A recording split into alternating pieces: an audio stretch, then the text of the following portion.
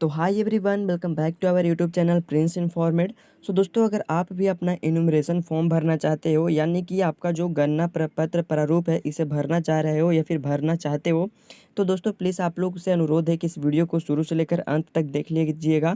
क्योंकि दोस्तों इस वीडियो में मैं आप लोगों को जो है वो इस गणना प्रपत्र प्रारूप को भरने से लेकर के स्व घोषणा और डॉक्यूमेंट्स करने की जो पूरी जानकारी है वो आप लोगों को यहाँ पे बतलाने वाला हूँ।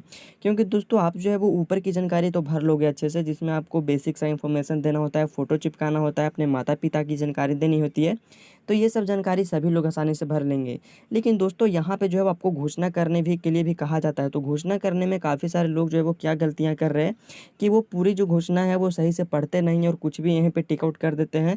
तो यहाँ पे आपको ऐसा नहीं करना है। यहाँ पे सभी लोगों को जो है वो घोषणा अलग अलग तरीके से करना है।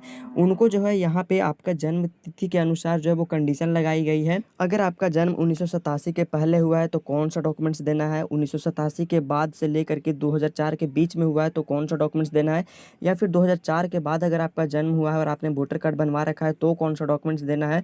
इन सब चीज़ों को लेकर के जो है आप लोगों को यहाँ पे बारीकी से ध्यान रखना होता है। तो वो सभी जानकारी मैं आप लोगों को इस वीडियो में बतलाऊंगा दोस्तों। और अगर आप यहाँ पे कुछ भी गलतियाँ करते हो तो वैसे मैं आपके ऊपर 1950 का 43 की धारा 31 के अधीन आपको जेल और जुर्माना दोनों हो सकता है। गणना प्रपत्र प्रारूप को लेकर के ही पूरी जानकारी बतलाने के लिए मैं इस वीडियो को बना रहा हूँ। तो प्लीज़ आप लोग इस वीडियो को सभी मतदाताओं तक पहुँचाने की प्रयास करेंगे। अपना कोई भी सभी ग्रुप हो गया, मेंबर हो गए, उनके पास आप इस वीडियो को शेयर कर देंगे ताकि ये जो जानकारी है वो सभी लोगों तक पहुँच सके और सभी जो है वो अपने गणना प्रपत्र प्रारूप फॉर्म को आसानी से अच्छे तरीके से भर सकें समझ करके।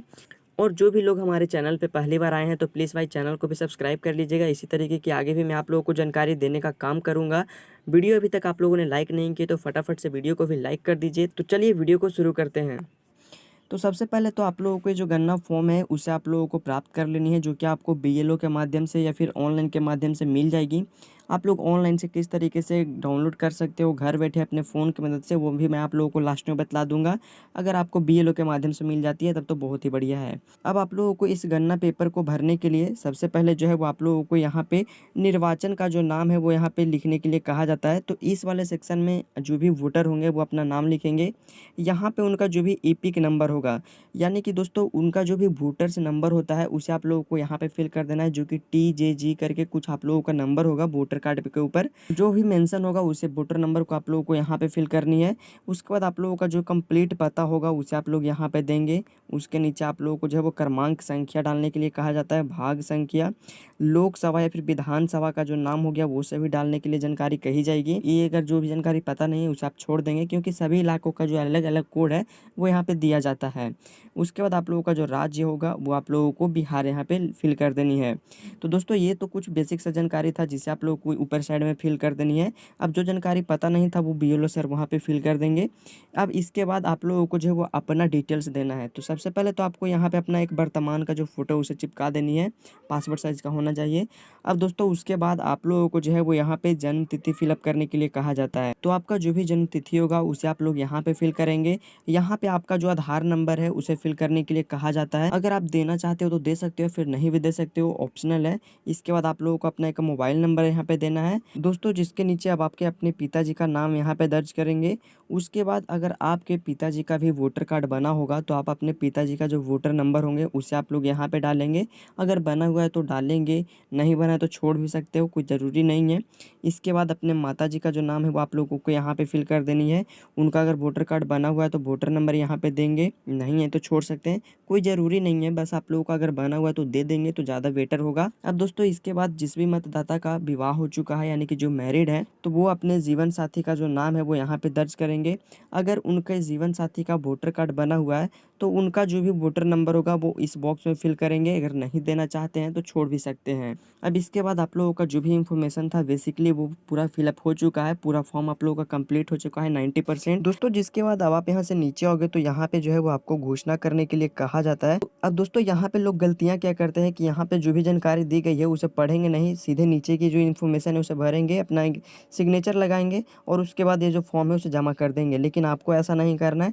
मैं आपको यहाँ पे जो है वो पूरी गाइडलाइंस को पढ़ के समझाता हूँ, उसके बाद आप लोगों को पता चलेगा कि क्या गलतियाँ हम लोग कर रहे हैं। तो देखिए इस घोषणा में बतलाया जा रहा है कि मैं अपने सर्वोत्तम ज्ञान और विश्वास से घोषणा करता हूँ कि पहला पॉइंट, मैं 18 वर्ष से अधिक का हूँ, उपयुक्त पते का साधारण निवासी हूँ और मैं भारत का एक नागरिक हूँ। इसके बाद कहा जाता है कि किसी एक को चिन्हित करें, यानी कि ये जो एलिजिबिलिटी है इसके नीचे आप लोगों को जो ऑप्शन दी गई है, ये 3 ऑप्शन, 4 ऑप्शन, 5 ऑप्शन, इन सभी में से किसी एक को आप लोगों को चिन्हित करना होगा। यहाँ पे कंडीशन लगाई गई है, ठीक है।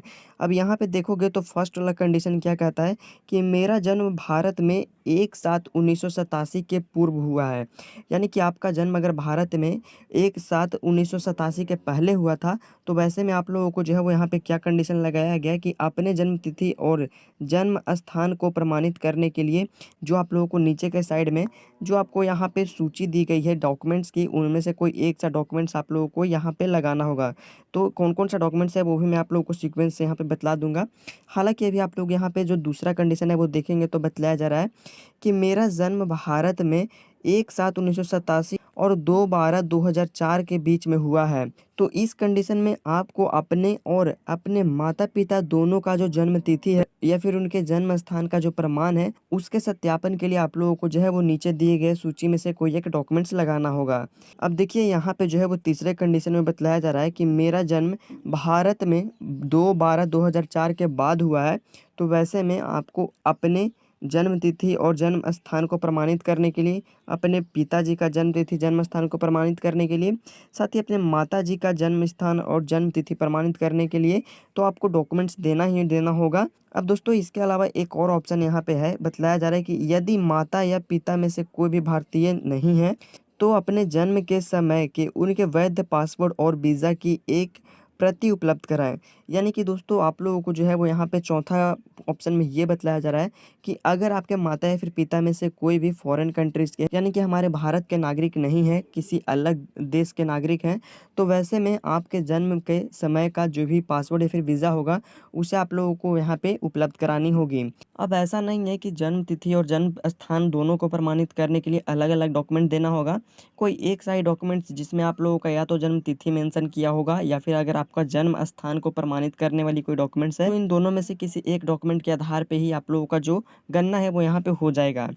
अब देखिए इसके आगे देखेंगे तो यहाँ पे जो है वो आपको चौथा कंडीशन क्या कहता है कि मेरा जन्म भारत से बाहर हुआ है, यानी कि विदेश में भारतीय मिशन द्वारा जारी प्रमाण पत्र जो है वो संलग्न करने होंगे। यानी कि अगर आपका जन्म जो है वो भारत के किसी बाहर कंट्री में हुआ है, तो वैसे स्थिति में आप लोगों को जो है वो वहाँ के जो भी जन्म प्रमाण होगा उसके लिए आप लोगों को डॉक्यूमेंट्स यहाँ पे हाजिर करने होंगे। अब अगला जो कंडीशन है वो ये कहता है कि मैंने पंजीकरण या फिर नागरिकरण द्वारा भारतीय नागरिकता प्राप्त की है।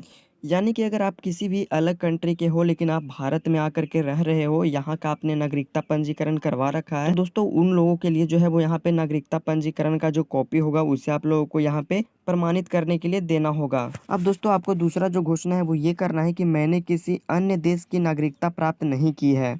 देखिए नागरिकता कहने का मतलब ये हुआ कि भले ही आपका जन्म जो है वो किसी और देश में हुआ है, लेकिन अभी जो है वो फ़िलहाल आप कहीं और अलग देश में रह रहे हो और आपने वहीं से अपना सभी जो डॉक्यूमेंट्स है उसे इशू करवा रखा है, तो वो हो गया आपका नागरिकता। तो आपका जिस भी राज्य का या फिर जिस भी देश का डॉक्यूमेंट्स इशू होगा तो उसी राज्य का उसी देश का जो नागरिकता है वो आपने प्राप्त कर ली है। अब देखिए अगर आपका उम्र 18 वर्ष हो चुका है, आप भारत के एक नागरिक हो, साधारण क्षेत्र से निवास करते हो और अभी तक आपका जो है वो वोटर नियमावली में आपका नाम नहीं ऐड हुआ है, तो उसके लिए आप लोग जिस फॉर्म को भर रहे हो तो वैसे स्थिति में आपको यहाँ पे जो तीसरा घोषणा है वो आप लोगों को बतलाया जा रहा है, जिसमें कहा जाता है कि आप जो है वो निर्वाचन नियमावली में अपना नाम शामिल करने के लिए आवेदन कर रहे हैं, यानी कि इस फॉर्म को भर रहे हैं। इसके साथ में आपको अपना जन्म तिथि या फिर जन्म प्रमाण या फिर जन्म स्थान के प्रमाण करने के लिए आपको जो है वो डॉक्यूमेंट्स लगाना होगा। तो इस स्थिति में कंडीशन क्या लगाया गया है कि आप किसी अन्य विधानसभा निर्वाचन या फिर संसदीय क्षेत्र के जो सदस्यता है वो नहीं होंगे, तभी आप जो है वो इस नियमावली में जो है वो अपना नाम शामिल कराने के लिए आवेदन कर पाएंगे। अब देखिए अगर आप इन सब चीज़ों को ध्यान में नहीं रखते हैं और अपना ऊपर की जो जानकारी है वो बेसिक सा सही सही फिलअप कर लेते हैं, लेकिन इस घोषणा में आकर के आप फंस जाते हैं और यहाँ पे आप कुछ गलत भी अगर टिक आउट कर देते हो, फिर गलत जो डॉक्यूमेंट्स है वो आप लोग यहाँ पे देते हो, तो दोस्तों वैसे में जो है वो आप लोगों को यहाँ पे चौथा जो घोषणा है वो कहा जा रहा है कि मुझे ज्ञान है कि इस आवेदन से संबंध ऐसे उपयुक्त कथन या घोषणा करने की जो मिथ्या है और जिसके मिथ्या होने का मुझे विश्वास है या जिसके सत्य होने में विश्वास नहीं करता हूँ, तो लोक प्रतिनिधित्व अधिनियम 1950 का 43 की धारा 31 के अधीन कारावास से, जिसकी अवधि 1 वर्ष तक हो सकेगी, या जुर्माना से, या दोनों से दंडनीय अपराध होगा। कोई भी अगर गलत सा घोषणा कर देते हो तो वैसे स्थिति में आपको जो है वो अधिनियम 1950 के 43 की धारा 31 के अधीन आपको जो है वो 1 साल तक का कारावास यानी कि जेल हो सकता है। जो भी आपका कंडीशन होगा उसी के रिकॉर्डिंग आपको जो है वो यहाँ पे चिन्हित करना है। उसके बाद आपको जो है वो यहाँ पे तिथि डालने के लिए कहा जाता है। तो जिस तारीख को आप इस फॉर्म को बीएलओ के पास जमा कर रहे हो या फिर ऑनलाइन के माध्यम से जमा कर रहे हो, तो उसी डेट को आप लोग यहाँ पे आप डालेंगे।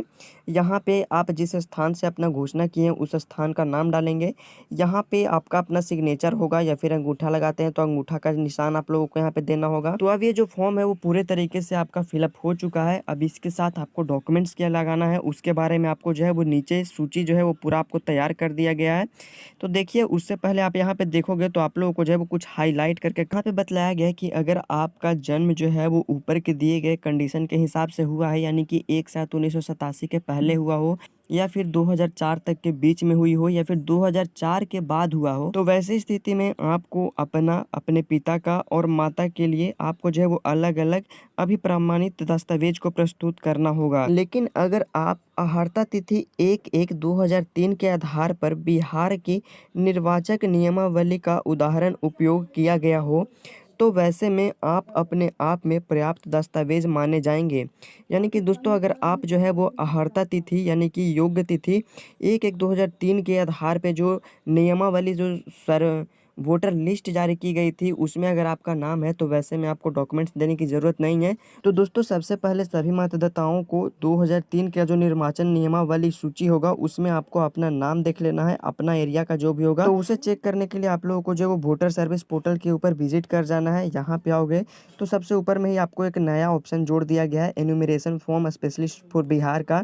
इसी में आप लोग यहाँ पे देखोगे तो आपको एक ऑप्शन देखने को मिलेगा, search your name in 2003 Bihar election roll database. तो दोस्तों, आपको सिंपल सा इसी वाले ऑप्शन के ऊपर क्लिक करना है। तो आप लोगों के सामने यहाँ पे 2003 का जो मतदाता सूची है उसे देखने के लिए आपको अपना यहाँ पे बेसिक सा इन्फॉर्मेशन फिलअप करना होगा, जिसमें सबसे पहले आपका जो जिला होगा उसे यहाँ से सेलेक्ट कर लेनी है। यहाँ पे आपका जो भी विधानसभा क्षेत्र होगा 2003 का उसे आप लोगों को यहाँ पे सेलेक्ट करना है। यहाँ पे आपको जो है वो भाग संख्या एवं उनका जो नाम होगा वो आपको यहाँ पे फिल करना है। ध्यान रहे कि जो विधानसभा और ये जो भाग संख्या है वो 2003 का ही आप लोग यहाँ पे फिल करें। हो सकता है कि अभी जो है वो उसे अपडेट कर दी गई हो। फिल कर देने के बाद आपको यहाँ पे एक देखे का ऑप्शन दिया गया है जिसके ऊपर आपको क्लिक करना होगा दोस्तों, जिसके बाद आपके एरिया का 2003 का जो निर्वाचन नियमावली यानी कि जो मतदाता सूची होगा वो कुछ इस तरीके का यहाँ पे ओपन होकर के आ जाएगा। तो इस निर्वाचन नियमावली सूची में आपको जो है वो अपना नाम जो है वो एक एक करके ढूंढ लेनी है। अगर आपका नाम जो है वो इस सूची में रहता है तो आप लोगों को कोई भी डॉक्यूमेंट देने की ज़रूरत नहीं है। अगर आपका नाम इस सूची में नहीं रहता है तो आपको डॉक्यूमेंट्स देना होगा। अब कौन कौन सा डॉक्यूमेंट्स देना है उसके ऊपर भी हम लोग बात कर लेते हैं। तो दोस्तों, जो भी डॉक्यूमेंट्स लगने वाला है उसका सूची आप लोगों को यहाँ पे तैयार कर दी गई है, जो कि आप लोगों को यहाँ पे पूरा आप लोगों को बतला दिया गया कि कौन सा डॉक्यूमेंट्स आप लोगों को देना होगा। तो इन सब में से कोई भी डॉक्यूमेंट्स अगर आपके पास उपलब्ध होगा तो उसे आप लोग यहाँ पे देंगे। तो ये जो जानकारी है वो आपका फॉर्म में ही फिलअप रहेगा, तो इसे आप लोग खुद से पढ़ करके अपना जो भी डॉक्यूमेंट्स होगा उसे आप अपने हिसाब से लगा देंगे। तो दोस्तों, इस तरीके से आप पूरे फॉर्म को आसानी से भर सकते हैं, घोषणा कर सकते हैं, कौन सा डॉक्यूमेंट्स लगाना है अब उसके बारे में जानकारी भी बतला दिया है। अब दोस्तों, आप अपना जो फॉर्म है उसे अगर ऑनलाइन डाउनलोड करना चाहते हो, अब यहीं पे आपको 2 ऑप्शन देखने को मिलती है, simple enumeration form English and simple enumeration form Hindi. तो आप जिस भी माध्यम में अपना यानी कि गणना प्रपत्र प्रारूप डाउनलोड करना चाहते हो उस वाले लिंक के ऊपर क्लिक करोगे तो आपके सामने जो आपका फॉर्म होगा वो कुछ इस तरीके का यहाँ पे डाउनलोड होकर के आ जाएगा। अब इसे आप लोग किसी भी साइबर कैफे दुकान में जाकर के निकलवा लेंगे। तो दोस्तों, कुछ इस तरीके से आसानी से आप अपना गणना प्रपत्र प्रारूप भर करके जमा कर सकते हैं और आप अपने मतदाता होने का जो सत्यापन है वो कर पाएंगे। अब यहाँ पे जो कुछ भी कंडीशन था, जो कुछ भी घोषणा करने की गाइडलाइंस थी, जो भी आपको मन में डाउट था, सवाल था, वो सारा मैंने आप लोगों को यहाँ पे बतलाने की कोशिश की है और उम्मीद करता हूँ कि पूरी जानकारी भी आपको समझ में आ गई है। हालांकि वीडियो लंबा हो गया है लेकिन मैंने पूरी जो जानकारी वो आप लोगों को यहाँ पे बतलाने की कोशिश की है। तो दोस्तों, मैं आप लोगों के जानकारी के लिए इतना ज़्यादा मेहनत करता हूँ, लेकिन बस आपसे मेरी एक छोटी सी ही रिक्वेस्ट रहती है कि अगर आप हमारे चैनल पर पहली बार विजिट किए हो तो भाई प्लीज़ यार चैनल को सब्सक्राइब सब्सक्राइब कर लेना और वीडियो को एक लाइक कर देना, क्योंकि आप लोगों का एक लाइक मुझे बहुत ज़्यादा मोटिवेट करता है इसी तरीके की वीडियोस बनाने के लिए। अब अगर आपके मन में कोई भी सवाल या फिर डाउट चल रहे हो तो आप हम कमेंट में पूछ सकते हैं। तो दोस्तों आज के लिए बस इतना ही, मिलते हैं किसी नेक्स्ट वीडियो में नेक्स्ट अपडेट के साथ। वीडियो देखने के लिए बहुत बहुत धन्यवाद।